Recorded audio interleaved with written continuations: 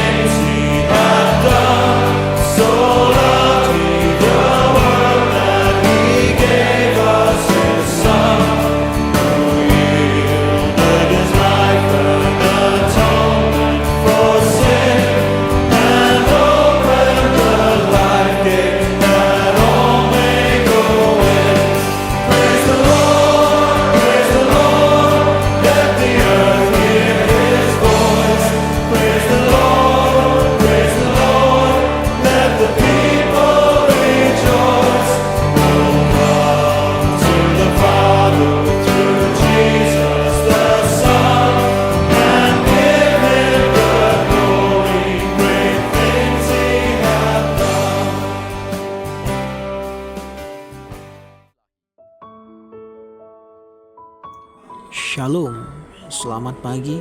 Kembali lagi di Sabda Ilahi. Kita akan merenungkan satu kebenaran firman yang terambil dari Galatia 4 ayat yang kelima dan yang keenam. Saya akan membaca untuk kita semua. Ia diutus untuk menebus mereka yang takluk kepada hukum Taurat, supaya kita diterima menjadi anak. Dan karena kamu adalah anak, maka Allah telah menyuruh roh anaknya ke dalam hati kita yang berseru, Ya Aba, Ya Bapa.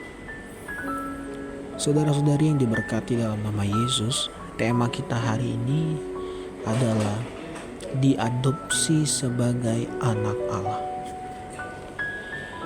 Yang pertama kita melihat bahwa sejatinya sebagai manusia yang berdosa, hukuman kita adalah kematian kekal dan kebinasaan di neraka. Kejadian pasal yang ketiga telah menjelaskan bahwa akibat kejatuhan Adam dan Hawa, manusia mati secara rohani sehingga manusia terpisah dengan Allah dan menjadi seteru Allah. Itu sebab Allah memberikan nabi-nabi dan juga penyambung lidahnya untuk menyampaikan firman sebagai pengantara agar manusia dapat mengerti maksud Tuhan.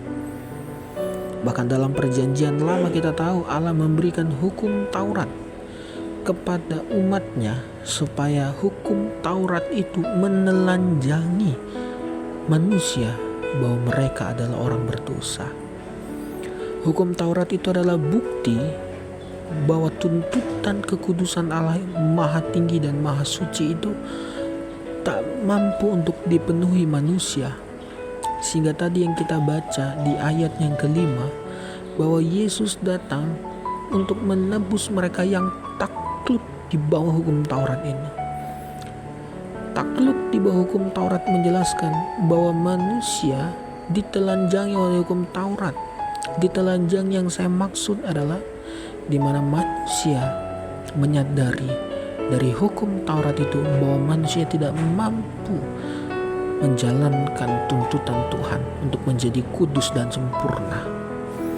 Dengan demikian, itu sebabnya Yesus dalam kemanusiaannya, dalam kehidupannya sebagai manusia yang sempurna, ia menggantikan kita untuk menjalankan hukum Taurat itu. Yesus hidup sempurna dan tak bercacat sedikit pun, sehingga dalam kehidupannya ia taat dalam segala hukum Taurat. Ia menjalani kehidupan tanpa dosa barang satu pun, sehingga Yesus layak untuk menjadi penebus bagi saya dan saudara. Sehingga di ayat yang kelima dijelaskan bahwa Yesus menebus saya dan saudara yang tak mampu untuk menjalankan hukum Taurat itu, sehingga melalui kehidupannya ia menjadikan kita pengganti untuk melakukan itu. Sehingga ketika ia menebus kita di atas kayu salib, yang tadinya kita musuh Allah, yang tadinya kita seteru Allah, diterima oleh Bapa menjadi anak-anak Allah, diadopsi sebagai anak-anak Allah. Itu sebab Roh Kudus yang dimateraikan di dalam hati kita akan membuat dan memampukan kita untuk menyebut Allah kita dengan sebutan Ya Aba, Ya Bapa.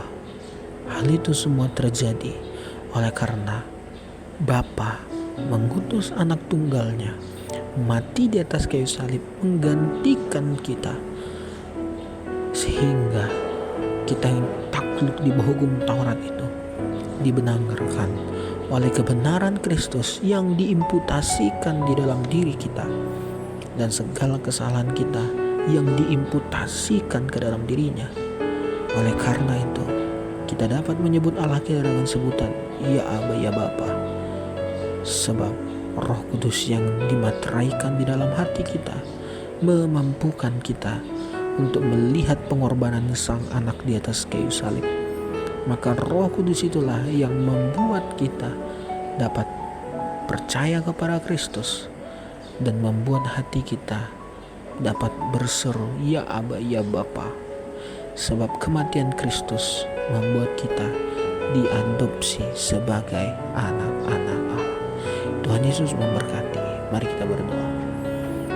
Bapa, syukur kami kepadamu oleh karena kebenaran firman Tuhan ini menguatkan kami.